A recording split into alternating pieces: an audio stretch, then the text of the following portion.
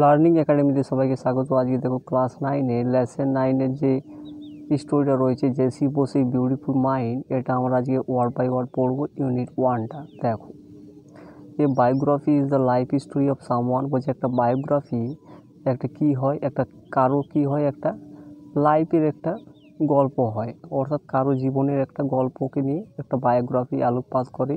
Usually eminent মানে কি, সাধারণভাবে যেগুলো বিখ্যাত লোক হয় তাদেরকে নিয়ে বায়োগ্রাফি রচনা করা হয়। The person may be alive or dead, সেই ব্যক্তিটা কি হতে পারে, জীবিত হতে পারে আবার মৃত হতে পারে। Biographies are always written by somebody, অর্থাৎ এই বায়োগ্রাফিগুলো লেখা হয় কাদের দ্বারা, অন্য কারো দ্বারা লেখা হয়। Somebody other than the person himself, অর্থাৎ অর্থাৎ কি, যার সম্বন্ধে লেখা হয় সে না লিখে অন্য কেউ ওটা কিন্তু লিখে থাকে। We read biographies of eminent person, আমরা পড়ি বিখ্যাত লোকেদের বায়োগ্রাফিগুলো আমরা পড়ে থাকি।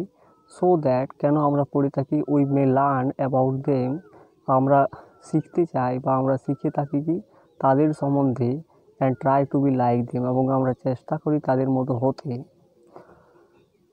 এখান থেকে দেখো ইউনিট 1টা শুরু হচ্ছে। বলছে হিস্ট্রিক্যালি ইন 1895, 1895 খ্রিস্টাব্দে, ঐতিহাসিকভাবে India was under the British rule, Bharat কী ছিল, ব্রিটিশদের অধীনে ছিল। A different history was made that year, একটা ডিফারেন্ট হিস্ট্রি, একটা অন্য রকমের একটা ইতিহাস তৈরি করা হয়েছিল সেই বছরে। That year at the town hall in Calcutta, অর্থাৎ কলকাতা টাউন হলে একটা ভিন্ন ধরনের একটা ইতিহাস তৈরি করা হয়েছিল। An interesting demonstration was perform by Jagadish Chandra Bose.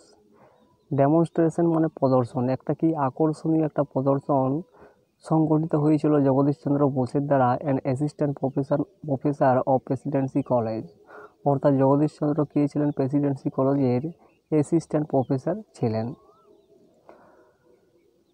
এরপরে দেখো, বলছে এভরি ওয়ান ওয়াজ ওভারওড, বলছে প্রত্যেকে কী হয়েছিলেন, প্রত্যেকেই অভিভূত হয়েছিলেন। ওভারওড মানে অভিভূত হয়েছিলেন। When the electromagnetic waves travel from the lecture হল, যখন কি হয়েছিল, প্রত্যেকেই কখন অভিভূত হয়েছিলেন, যখন একটা তড়িৎ চৌম্বকীয় তরঙ্গটা ট্রাভেল করেছিল, ভ্রমণ করেছিল বা চলাচল করেছিল, ফ্রম দ্য লেকচার হল টু এ থার্ড রুম, অর্থাৎ লেকচার হল থেকে তৃতীয় কক্ষে যখন ইলেকট্রোম্যাগনেটিক চুম্বক, অর্থাৎ কি তড়িৎ চুম্বকীয় তরঙ্গটা যখন চলাচল করেছিল, তখন সবাই অভিভূত হয়েছিলেন। About 75 metres away, 75 metres away, মানে প্রায় 75 মিটার অ্যাওয়ে, মানে কি প্রায় 75 মিটার যখন তড়িৎ চুম্বকীয় তরঙ্গটা লেকচার হল থেকে ওই তৃতীয় কক্ষে যখন চলাচল করেছিল, তখন সবাই কী হয়েছিল, অভিভূত হয়েছিল। This waves pass through 3 solid walls, এই যে তরঙ্গটা, এই যে ওয়েভটা, এটা পাস্ট হয়েছিল, পারাপার হয়েছিল থ্রু দ্য 3 সলিড ওয়ালস, 3টা কঠিন যে দেওয়াল ছিল তাদের মধ্য দিয়ে এই তড়িৎ চুম্বকীয় তরঙ্গটা পারাপার হয়েছিল। দিস ওয়াজ এ রিমার্কেবল, এটা ছিল উল্লেখযোগ্য। অ্যান্ড প্যাথ ব্রেকিং ইনসিডেন্ট মানে কি, প্যাথ ব্রেকিং মানে একটা ভিন্ন রকমের একটা প্যাথ ব্রেকিং, একটা অদ্ভুত রকমের একটা ঘটনা।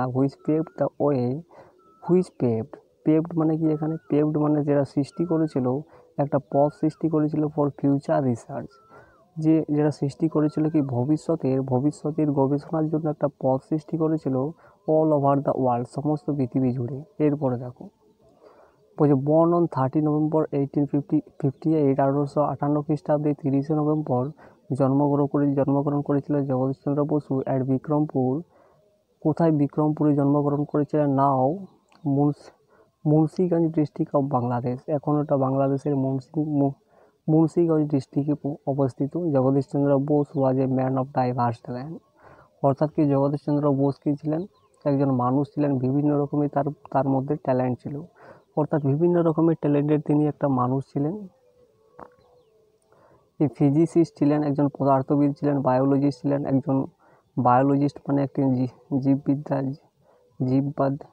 বোটানিস্ট ছিলেন, উদ্ভিদবিদ্যা ছিলেন তিনি, অর্থাৎ উদ্ভিদবাদী ছিলেন। As well as a writer of science fiction, এবং তাছাড়াও তিনি কী ছিলেন, সায়েন্স ফিকশনের একজন লেখক ছিলেন। হিজ ফাদার ভগবান Chandra Bose was a leader of the ব্রাহ্ম সমাজ, তার বাবা ভগবান চন্দ্র বোস কী ছিলেন, ব্রাহ্ম সমাজের একজন নেতা ছিলেন। He worked as a deputy magistrate in Faridpur. সে কাজ করেছিল কোথায়? ফরিদপুরে ডেপুটি ম্যাজিস্ট্রেট হিসাবে। বর্ধমান ইন আদার প্লেসেস, অর্থাৎ ফরিদপুর, বর্ধমান এবং অন্য জায়গায় তার বাবা কী করেছিলেন? ডেপুটি ম্যাজিস্ট্রেট হিসাবে কাজ করেছিলেন। Jagadishchandra education started in vernacular school. Jagadishchandra বসুর স্কুল লাইফটা শুরু হয়েছিল ভার্নাকুলার স্কুলে। বিকজ হিজ ফাদার বিলিভড, তার কারণ কী ছিল? তার বাবা বিশ্বাস করতেন that one must know one mother টং, একজনকে অবশ্যই জানতে হবে তার নিজের মাদার টংটাকে, তার নিজের মাতৃভাষাটাকে, before learning any other language. অর্থাৎ অন্য কিছু ভাষা শেখার আগে তাকে অবশ্যই কী করতে হবে? নিজের মাদার টং বা মাতৃভাষাটা নিজেকে শিখতে হবে। বিসাইডস ওয়ান শুড নো, এছাড়াও কাউকে উচিত নো ওয়ানস ওন পিপল, মানে কাউকে কী করা উচিত? তার নিজের যে লোকজন রয়েছে তাদেরকে জানা উচিত।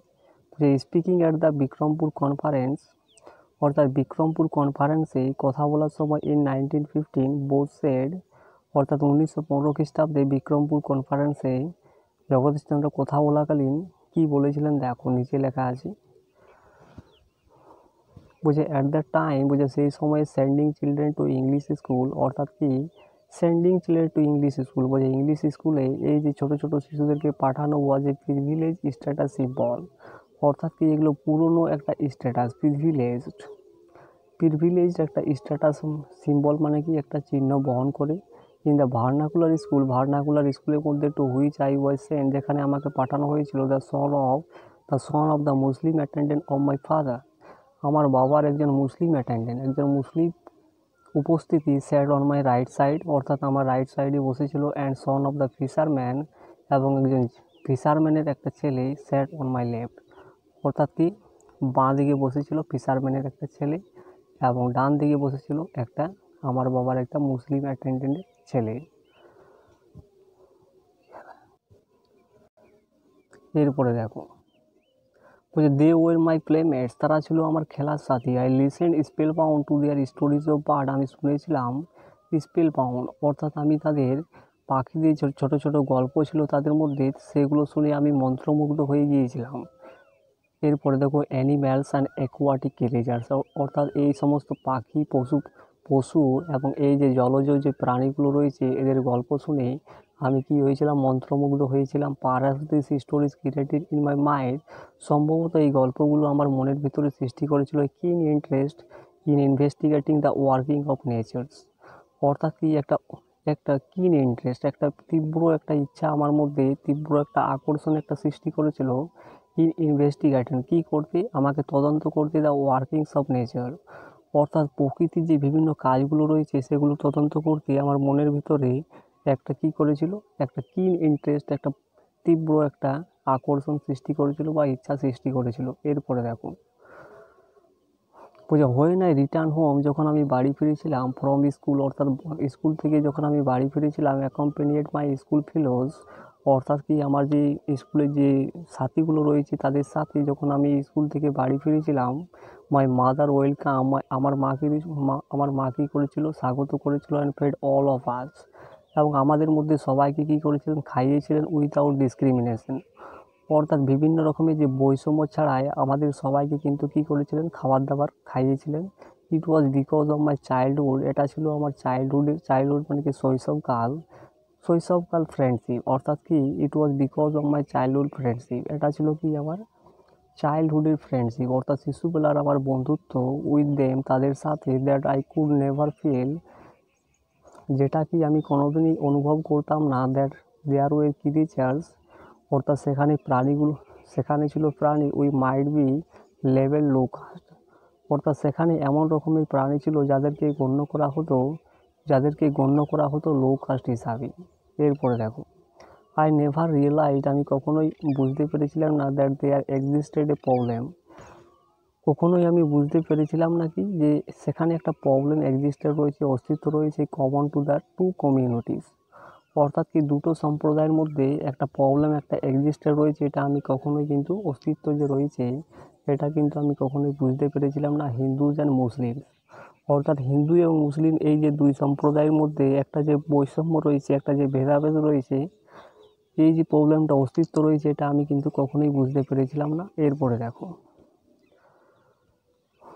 ইন 1869 বলছে 1869 খ্রিস্টাব্দে বোস জয়েন হেয়ার স্কুল, অর্থাৎ 1869 খ্রিস্টাব্দে বোস জয়েন করেছিলেন হেয়ার স্কুলে। অ্যান্ড 6 ইয়ার লেটার, এবং 6 বছর পরে he was admitted to Saint Xavier's school, এবং 6 বছর পরে সে ভর্তি হয়েছিল সেন্ট জেভিয়ার্স স্কুলে ইন কলকাতা, অর্থাৎ কলকাতা সেন্ট জেভিয়ার্স স্কুলে 6 বছর পরে তিনি ভর্তি হয়েছিলেন। He pass the entrance examination, সেই এন্ট্রান্স এক্সামিনেশন পাস করেছিলেন and join Saint Xavier's college of Kolkata, এবং সে যুক্ত হয়েছিলেন Saint Xavier's college of Kolkata, মানে কলকাতা সেন্ট জেভিয়ার কলেজে তিনি কী হয়েছিলেন, যুক্ত হয়েছিলেন। ইট ওয়াজ হিয়ার, বলছে এটা ছিল এখানে, that he came in contact with Jesuit father Eugene Lafont, বলছে এটা ছিল এখানে যে কী করেছিল, যে সে কন্ট্যাক্ট হয়েছিল, অর্থাৎ সে কী হয়েছিল, কন্ট্যাক্ট হয়েছিল, অর্থাৎ সে নিজেকে আলাপ আলোচনা হয়েছিল কার সঙ্গে, জেসিউট ফাদার ইউগিন ল্যাফন্ডের সাথে, who played a significant role in developing his interest in natural science, যে একটা প্লেড করেছিল, যে সিগনিফিক্যান্ট রোল, যে একটা উল্লেখযোগ্য একটা রোল প্লেড করেছিল কিসের জন্য, in developing his interest in natural science, অর্থাৎ প্রাকৃতিক বিজ্ঞানের মধ্যে তার যে একটা ইচ্ছা, সেটাকে সে উন্নত করতে সে একটা সিগনিফিক্যান্ট রোল বা উল্লেখযোগ্য একটা রোল প্লে করেছিল।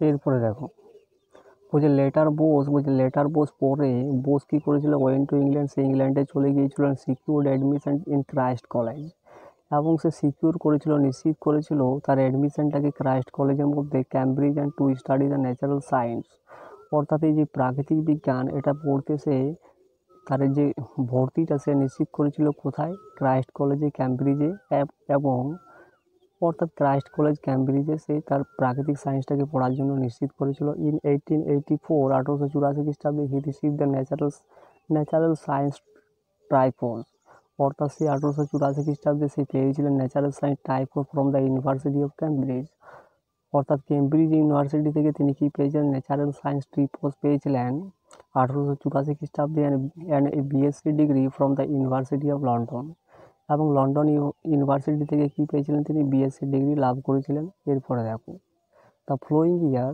ঠিক তার পরের বছর Bose join Presidency college, Bose join করেছিলেন, যুক্ত হয়েছিলেন প্রেসিডেন্সি কলেজে অ্যাজ অফিসিয়েটিং প্রফেসর অফ ফিজিক্স, অর্থাৎ কি ফিজিক্সের পদার্থবিদ্যার অফিসিয়েটিং প্রফেসর হিসাবে তিনি প্রেসিডেন্সি কলেজে যুক্ত হয়েছিলেন।